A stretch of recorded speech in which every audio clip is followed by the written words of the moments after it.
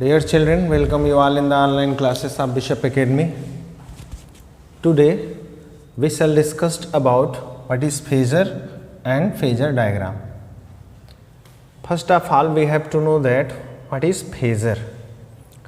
Phasor is a term which is coined for a rotating vector. It means phasor जो है एक rotating vector है which represents sinusoidally varying quantity, यानी कि phasor वो rotating vector है जो साइनोसोडली वेरिंग क्वांटिटी को रिप्रेजेंट्स करता है।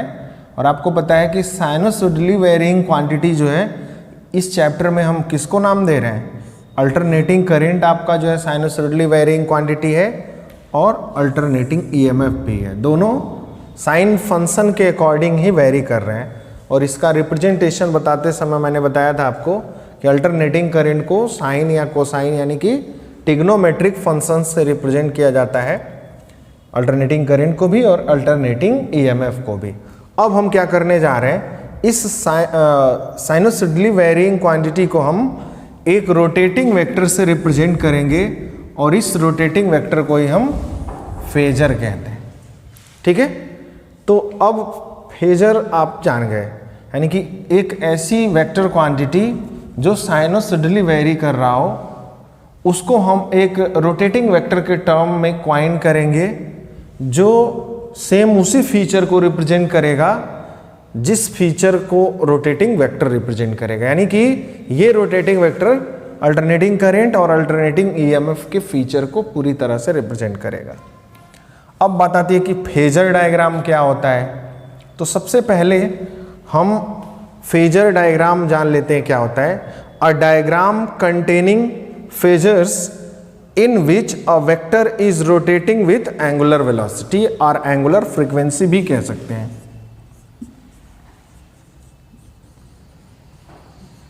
यानी एक ऐसा डायग्राम जिसमें जो फेजर्स होते हैं वो किसी एंगुलर वेलोसिटी या एंगुलर फ्रीक्वेंसी से रिप्रेजेंट किया जाता हो, ऐसे डायग्राम को हम फेजर डायग्राम कहते हैं।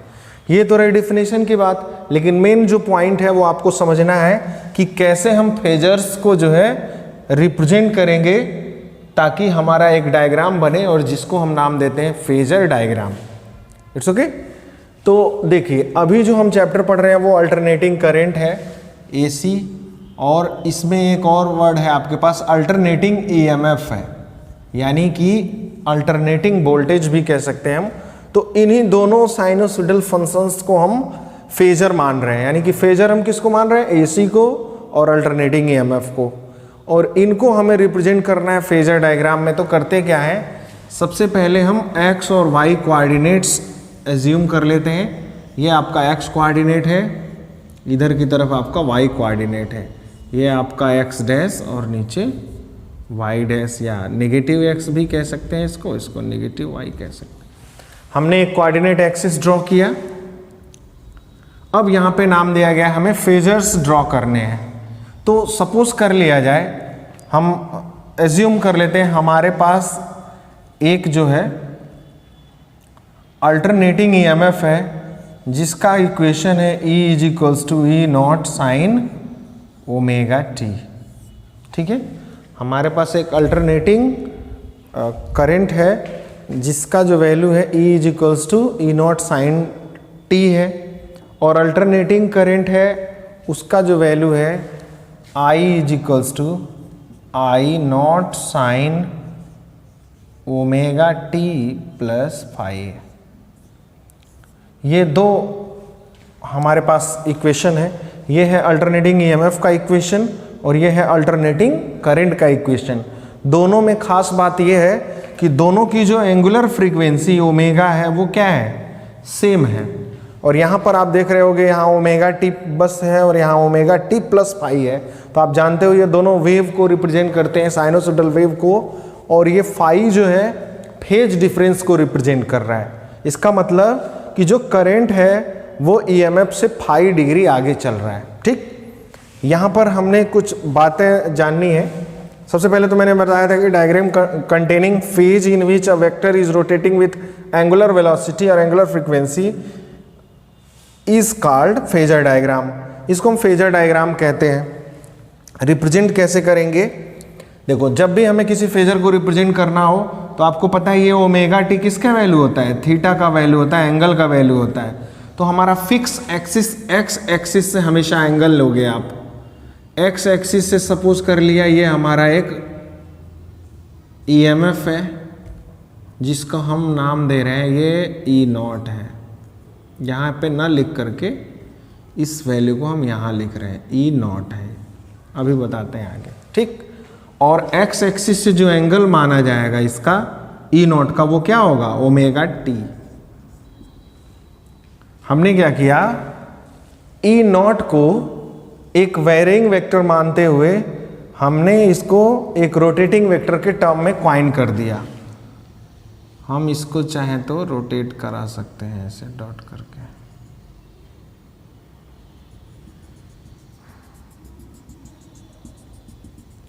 ठीक, इसका जो डायरेक्शन होता है हमेशा रोटेशन एंटी क्लॉकवाइज होता है। लास्ट लाइन में लिखा हुआ है, देखिए, these rotating vectors always rotates anti clockwise direction.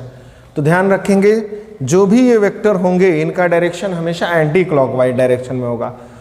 दूसरी बात एक खास लिखा हुआ है, its length represents amplitude of the quantity.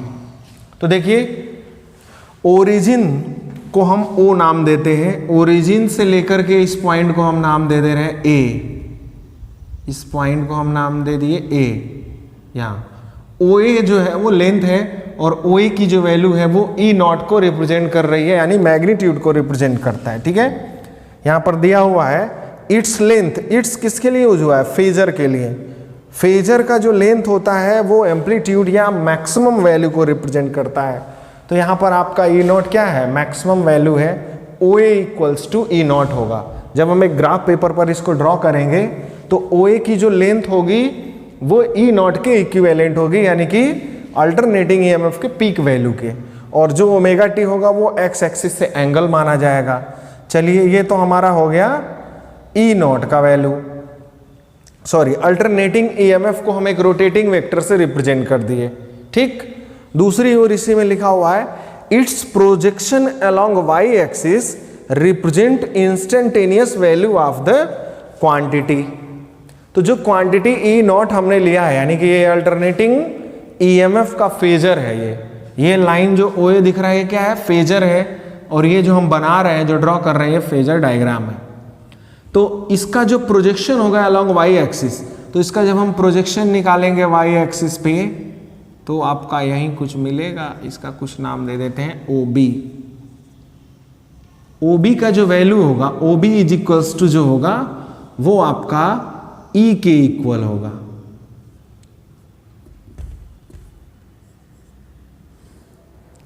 ये ओ बी ई के इक्वल क्यों हुआ? क्योंकि आपका जो फेजर है ओ ए, इसका प्रोजेक्शन आपने इस एक्सिस के अलोंग निकाला, वाई एक्सिस के अलोंग, तो मिला ओ बी। और ओ बी का जो लेंथ निकालेंगे वो इंस्टेंटेनियस वैल्यू देता है। तो आपका ईएमएफ का इंस्टेंटेनियस वैल्यू ई से रिप्रेजेंट किया जाता है, जबकि पीक वैल्यू को ई नॉट से रिप्रेजेंट करते हैं। तो हमारा ये जो है अल्टरनेटिंग वोल्टेज का ईएमएफ मिल गया।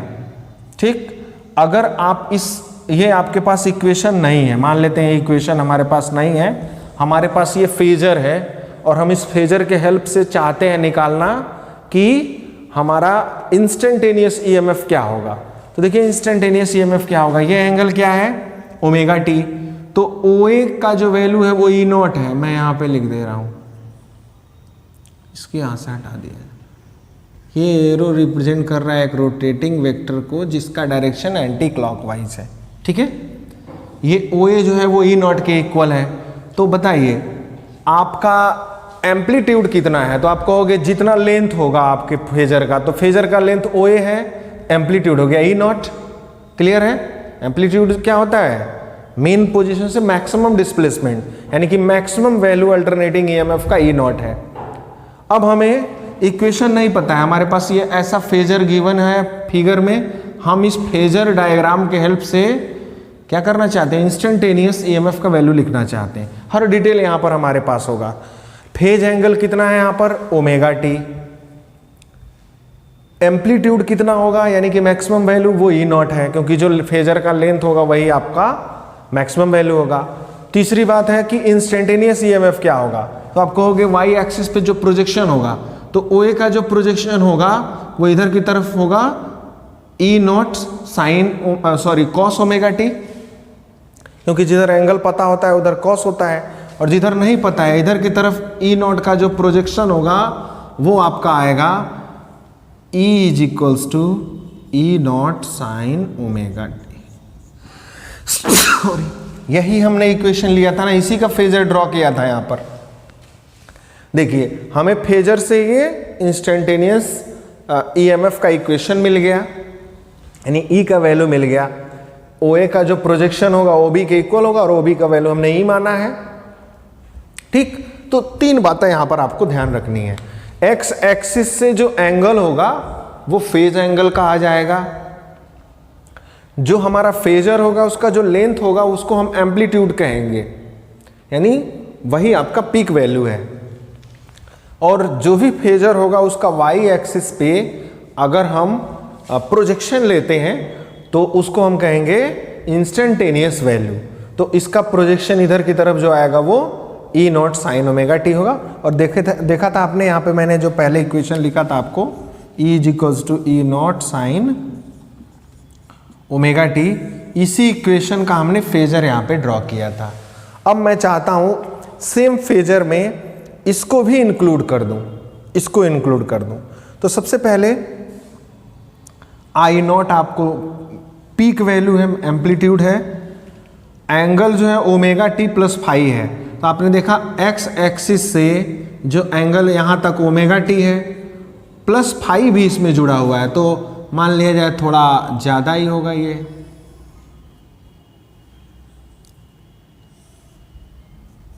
यानी कि जो करंट है आपका आई नॉट, उसका एक्स एक्सिस से जो एंगल है वो ओमेगा टी और प्लस फाई यहाँ पर है। आपको कुल एंगल एक्स एक्सिस से कितना चलना है, ओमेगा टी प्लस फाई। तो यहाँ से यहाँ तक ओमेगा टी हो गया और फाई मान लिया ये है, तो टोटल हो गया एक्स एक्सिस से angle omega t plus phi. Current का वैल्यू आई नॉट है, तो ये जो लेंथ होगा इसको हम ओ बी ओ सी रिप्रेजेंट कर देते हैं, सी से रिप्रेजेंट कर देते हैं। यहाँ पर जो ओ सी है वो पीक वैल्यू को रिप्रेजेंट कर रहा है आई नॉट को, और इसका हम रोटेटिंग वेक्टर जो ड्रॉ करेंगे ये होगा आपका आई नॉट। अब इसका प्रोजेक्शन लोगे तो इसका प्रोजेक्शन जब हम इधर की तरफ ड्रॉ करेंगे तो कुछ यही आएगा। ठीक, यानी इसको हम नाम दे देते हैं डी। ओ डी का जो वैल्यू है वो आई के इक्वल होगा। और अगर इस प्रोजेक्शन को आप निकालते हो तो देखो आई नॉट का जो कंपोनेंट होगा ओ एक्स के अलॉन्ग क्या होगा, आई नॉट का जो टोटल एंगल है ओमेगा टी प्लस फाई है, तो आई नॉट का इधर की तरफ जो कंपोनेंट होगा वो हो जाएगा आपका I naught cos omega t plus phi.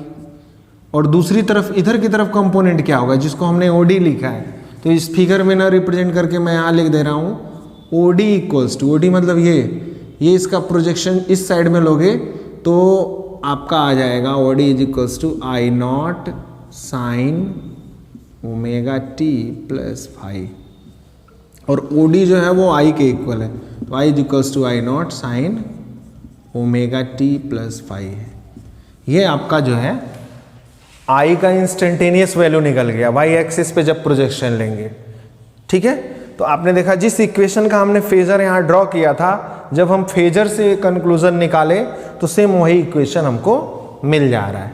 इसका मतलब कि अगर हम इन सबको यहाँ से हटा दें, ये इक्वेशंस भी हम मिटा दें, तो इस फेजर से ही हम क्या कर सकते हैं, इक्वेशन निकाल सकते हैं।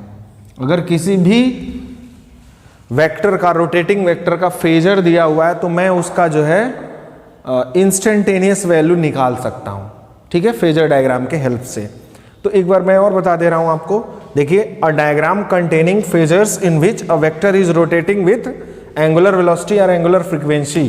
तो यहाँ पर ये एंगुलर वेलोसिटी ओमेगा से रोटेट कर रहा है, यानी कि फेजर डायग्राम वो डायग्राम है जो फेजर्स को कंटेन करता है जो कि किसी फिक्स एंगुलर वेलोसिटी यानी कि एक सेम एंगुलर वेलोसिटी या फ्रीक्वेंसी से रोटेट कर रहे हैं, उसको हम फेजर डायग्राम कहते हैं। अब फेजर डायग्राम में क्या क्या खास बातें होती हैं?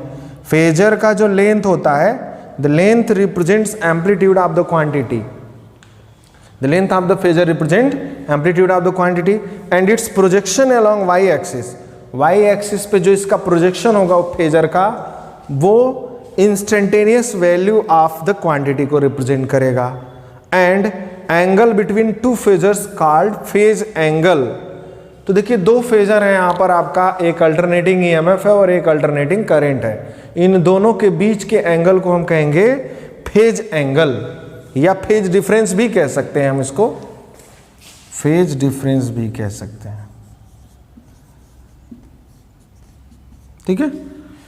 और नेक्स्ट जो इंपॉर्टेंट वर्ड है, these rotating vectors always rotates anti clockwise direction. ये rotating vector anti clockwise direction में रोटेट करते हैं। जैसे मैं अभी एक फेजर दूंगा और उस फेजर के ग्राउंड पर जो है मैं इंस्टेंटेनियस ईएमएफ लिख दूंगा, तो इक्वेशन से फेजर, फेजर से इक्वेशन भी लिखा जा सकता है, ठीक है। दोनों काम करेंगे। यहाँ पर मैंने इक्वेशन लिया था, फेजर डायग्राम ड्रॉ किया। अब मैं एक एग्जांपल ले रहा हूँ जिसमें मैं फेजर लूँगा और उस फेजर के हेल्प से जो है आपको इक्वेशन बना दूंगा, ठीक है। तो देखिए इसको हम मिटाते हैं, आप नोट्स में इसको लिख लेंगे। फेजर एंड फेजर डायग्राम में फेजर का डेफिनेशन, फेजर डायग्राम का डेफिनेशन और उसके क्या क्या कैरेक्टरिस्टिक हैं, और जो मोस्ट इंपॉर्टेंट है, ये कभी नहीं पूछा जाएगा आपका व्हाट इज फेजर या व्हाट इज फेजर डायग्राम। हमेशा आपको जो है फेजर डायग्राम ड्रॉ करना पड़ेगा, या अगर फेजर डायग्राम ड्रॉ है तो उससे हमें instantaneous value of alternating current, instantaneous value of alternating EMF पता करना रहेगा। तो देखिए हम एक जो है न्यू फेजर ड्रॉ करते हैं और उस फेजर के हेल्प से हमें क्या करना है, एक अल्टरनेटिंग ईएमएफ और अल्टरनेटिंग करंट को के इक्वेशन को नोट करना है।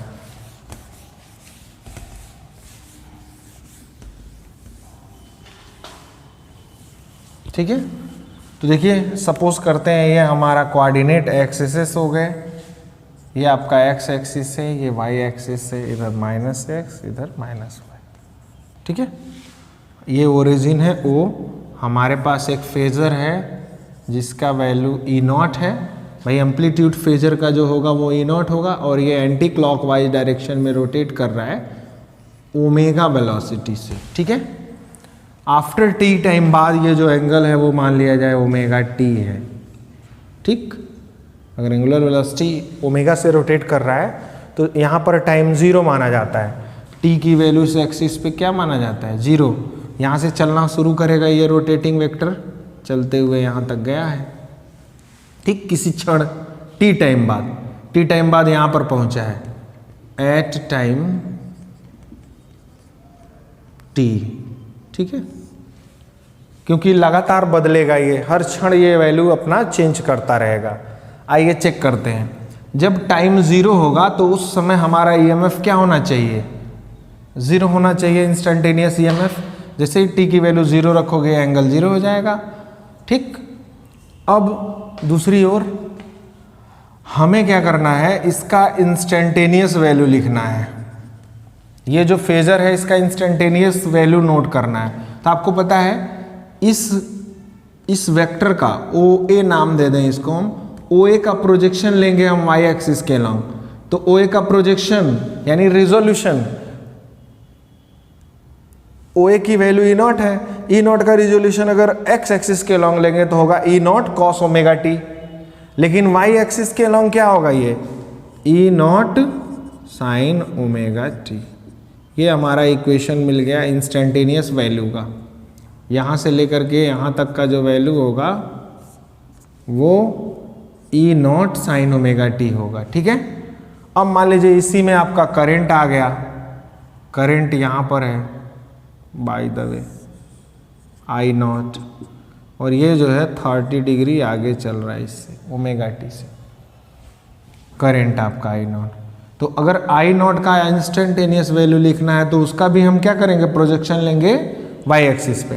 तो वाई एक्सिस पे जो प्रोजेक्शन आएगा यहाँ से लेकर के यहाँ तक का जो वैल्यू है लेंथ, वही इंस्टेंटेनियस करंट होगा, आई से रिप्रेजेंट करेंगे और आई इज इक्वल्स टू हो जाएगा आई नॉट साइन, भाई इसका अगर हम एक्स एक्सिस पे लेंगे तो कॉस आएगा, वाई एक्सिस पे लेंगे तो साइन आएगा, I not sine omega t plus 30। ये हमने इस फेजर डायग्राम से जो है दोनों वैल्यूज को नोट कर दिया, ये ई का वैल्यू है इंस्टेंटेनियस ईएमएफ का और ये इंस्टेंटेनियस करंट का।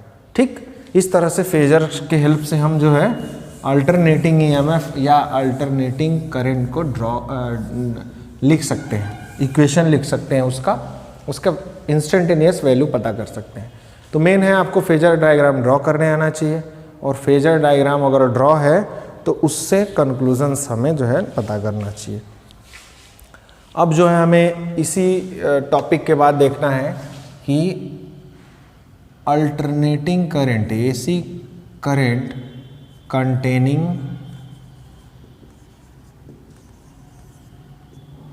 resistance only,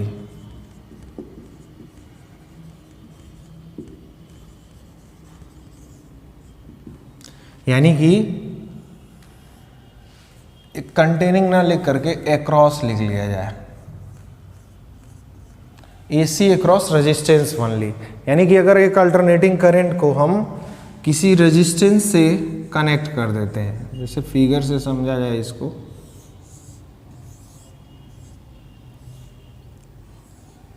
ये एक रेजिस्टेंस आर है, यहाँ पर एक alternating EMF E is equals to E not sine omega t apply किया गया है, लगा दिया गया है रेजिस्टेंस के क्रॉस। तो हमें यहाँ पर देखना है कि अल्टरनेटिंग करंट क्या होगा, यानी कि आई का वैल्यू कितना होगा निकालना है एज पर लॉजिक। ठीक है, हमने किया क्या, एक अल्टरनेटिंग ईएमएफ लिया E is equals to E not sine omega t, उसको कनेक्ट कर दिया रेजिस्टेंस के क्रॉस, और जब रेजिस्टेंस के क्रॉस लगाएंगे तो इसमें कितना करंट फ्लो होगा ये हमें पता करना है। ठीक है, तो यहां पर हम लिखेंगे let us consider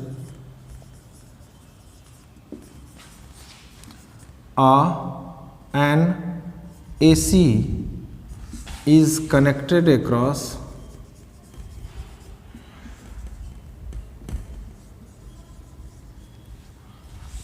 resistance only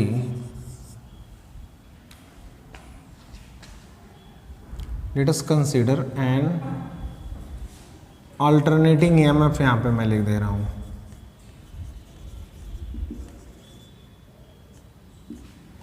EMF, alternating EMF E is equals to E naught sin omega t connected across resistance only। हमारे एक अल्टरनेटिंग EMF है E is equals to E naught sin omega t, जैसा कि figure में भी दिख रहा है, रेजिस्टेंस के क्रॉस अगर कनेक्टेड है, हमें करंट पता करना है। सिंस वी नो दैट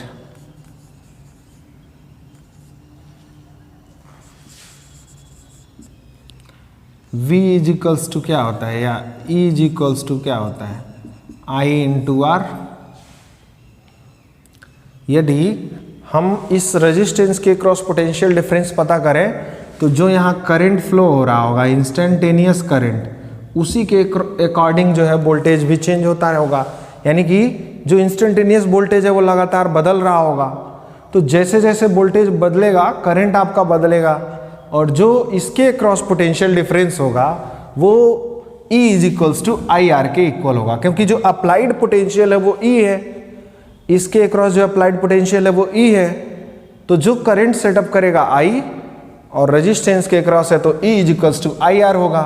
यहाँ पर E का वैल्यू सब्स्टिट्यूट कर दिया जाए उस इक्वेशन से, यहाँ से तो E का वैल्यू है E nought sine omega t is equals to I R.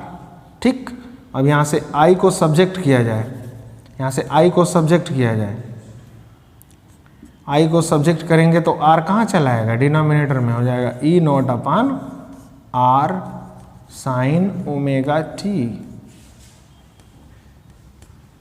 होगा। आर को हमने इधर ट्रांसफर कर दिया, I is equals to E naught upon R. यहाँ पर हम लिखेंगे सिंस, अब देखिए पीक वोल्टेज अपान रेजिस्टेंस क्या हो जाएगा, पीक करंट में वोल्टेज पीक पर होगा तो करंट भी पीक पर होगा। तो इसको हम लिख सकते हैं let E naught upon R is equals to I naught. तो इससे हमारा क्या हो जाएगा, I is equals to I not sine omega t. देखिए हमने ई नॉट अपान आर की जगह आई नॉट रख दिया यहाँ से, और जैसे ही हम यहाँ आई नॉट रखेंगे तो I is equals to I not sine omega t, ये एज यूजुअल उतर जाएगा। इसका मतलब अगर हमने एक alternating voltage E is equals to E not sine omega t resistance के क्रॉस अप्लाई किया तो जो इंस्टेंटेनियस करंट मिला हमें वो I is equals to I not sine omega t. अब हमारा इसको अगर हम इक्वेशन नंबर 1 मानते हैं और इसको इक्वेशन नंबर 2 मानते हैं तो इन दोनों में कंपैरिजन करेंगे। हम कंपेयर क्या करेंगे, तो देखिए दोनों इक्वेशन को देखने से क्या पता लग रहा है, दोनों की जो एंगुलर वेलोसिटी है, दोनों की जो एंगुलर वेलोसिटी है वो ओमेगा है। It means when a potential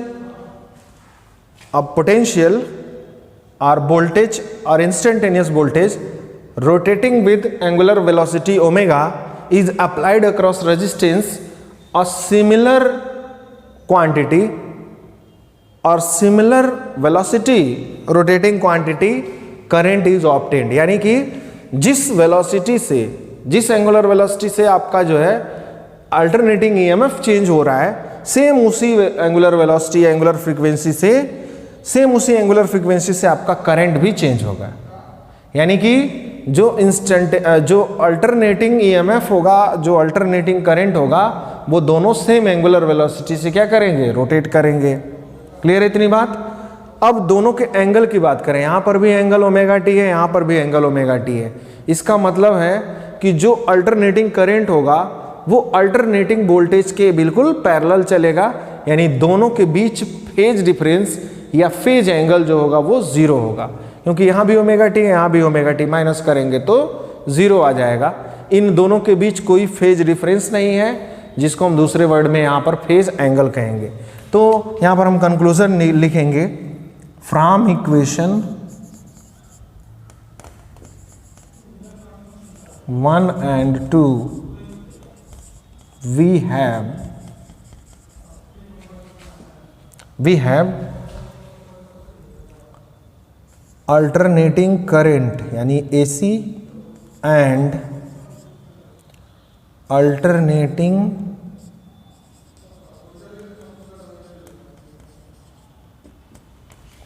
EMF have same angular velocity, angular frequency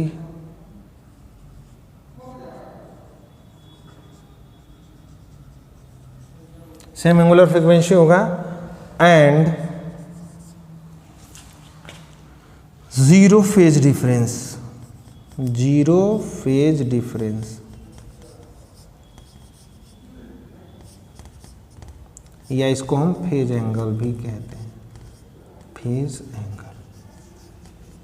देखिए यहाँ पर दो खास बातें हमें याद रखनी है कि जब भी हमारा अल्टरनेटिंग करंट रेजिस्टेंस के क्रॉस लगाया जाएगा तो जो अल्टरनेटिंग वोल्टेज होगा और अल्टरनेटिंग करंट होगा, दोनों की एंगुलर फ्रीक्वेंसी सेम होगी और दोनों सेम फेज से रोटेट करेंगे, यानी कि दोनों की दोनों के बीच फेज डिफरेंस जो होगा वो जीरो होगा, यानी कि दोनों साथ साथ चलेंगे। अब अगर इसको हम एक फेजर से रिप्रेजेंट करना चाहें तो कैसे रिप्रेजेंट करेंगे, तो चलिए यहाँ पर जो है फेजर इसका हम ड्रॉ करते हैं। इसको आप नोट कर लेंगे पहले, और इसको नोट करने के बाद जो है फिगर भी आप ड्रॉ कर लेंगे। अब इस फिगर आप ऊपर ही इसके सामने ड्रॉ कर लेंगे, और जब फिनिश हो जाएगा तो उसके नीचे हम हेडिंग डालेंगे फेजर डायग्राम। Phasor diagram. ठीक, फेजर डायग्राम कैसे ड्रॉ करेंगे? यहाँ पर रेजिस्टेंस के cross X Y minus X नीचे माइनस वाई। ठीक, हमारे पास एक अल्टरनेटिंग ईएमएफ है जिसका वैल्यू ई नॉट है, इसका मैग्नीट्यूड क्या है? ई नॉट है, जिसको ओ ए से रिप्रेजेंट कर दिया जाए। ये एंटी क्लॉकवाइज रोटेटिंग वेक्टर है। ठीक है, जो ओमेगा वेलोसिटी से रोटेट कर रहा है, तो आपको पता है ये एंगल क्या कहलाएगा? ओमेगा टी कहलाएगा। ठीक, दूसरा अब हमारे पास करंट मिला, I is equals to I not sine omega t. इसका भी जो एंगल है ओमेगा टी है, इसलिए करंट भी आपका इसी पर लाई करेगा, सेम इसी पर ओवरलैप करेगा। लेकिन करंट का वैल्यू जो है वोल्टेज से हमेशा छोटा होगा। वजह यहाँ पे जान लीजिए क्या? ई नॉट में आर की वैल्यू अगर 1 होगी तो E naught upon 1 is equals to आपको आई नॉट मिलेगा, यानी कि जितना ई नॉट होगा उतना ही आई नॉट, दोनों बराबर मिलेंगे।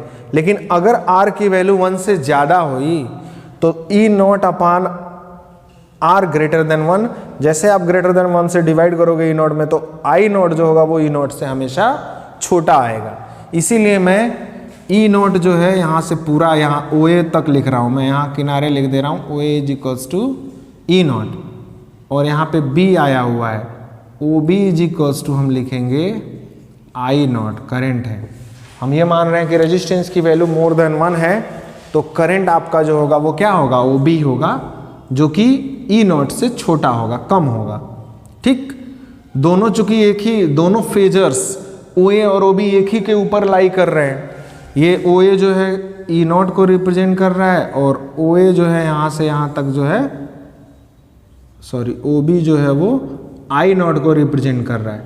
तो इन दोनों के बीच जो फेज एंगल होगा वो 0 डिग्री होगा। फेज एंगल इन दोनों के बीच क्या होगा?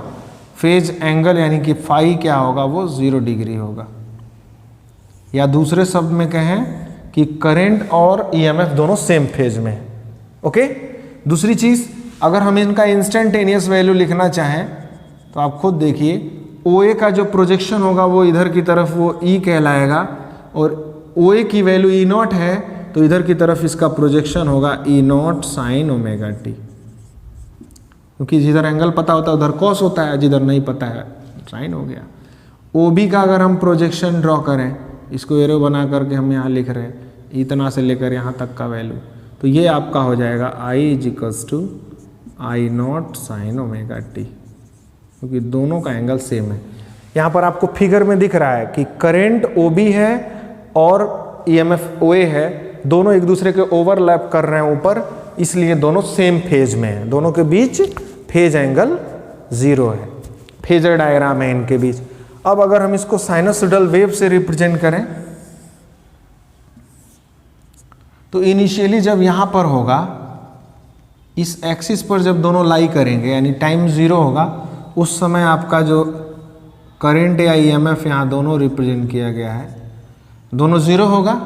जैसे जैसे करंट बढ़ेगा, ये करंट ईएमएफ का मान लिया जाए पीक है यहाँ पर, तो करंट थोड़ा छोटा ही होगा, लेकिन वो भी उसी समय पीक पर पहुँचेगा, सेम फेज में है दोनों।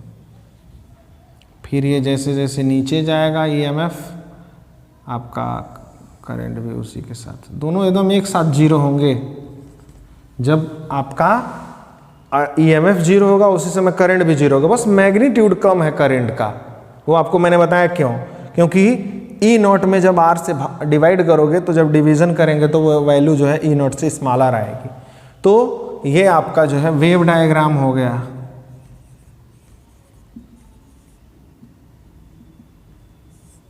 और ये जो है फेजर डायग्राम हो गया। तो आपने देखा, हमने यहाँ पर फेजर डायग्राम रिप्रेजेंट किया किसका? जब रेजिस्टेंस के क्रॉस अल्टरनेटिंग ईएमएफ को लगाया गया है। ठीक है, तो ये फेजर डायग्राम है आपका, इसको जो है यहाँ पर नाम दे दीजिएगा। ये वैल्यू जो है यहाँ से लेकर यहाँ तक का है, और ये वैल्यू जो है वो आपका यहीं तक का है।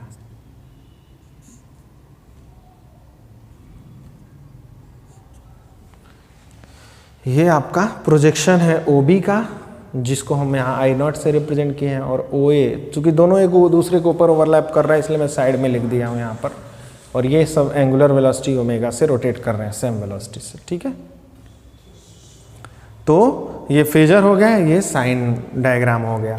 इस तरह से रेजिस्टेंस के क्रॉस हमने अल्टरनेटिंग करंट का बिहेवियर देख लिया, और उस बिहेवियर में दो खास बातें हमें मिली कि अगर कोई अल्टरनेटिंग EMF रेजिस्टेंस के क्रॉस लगाया जाता है तो अल्टरनेटिंग करंट भी सेम फ्रीक्वेंसी से रोटेट करेगा, और दोनों के बीच फेज एंगल जो है हमेशा 0 रहेगा, या दूसरे शब्दों में कहें हम अल्टरनेटिंग करंट और अल्टरनेटिंग वोल्टेज दोनों सेम फेज में रोटेट करेंगे। It's okay. Then this class is over now. If you have any doubt related to this topic, you can ask on Google Classroom or WhatsApp. Thank you. Have a nice day.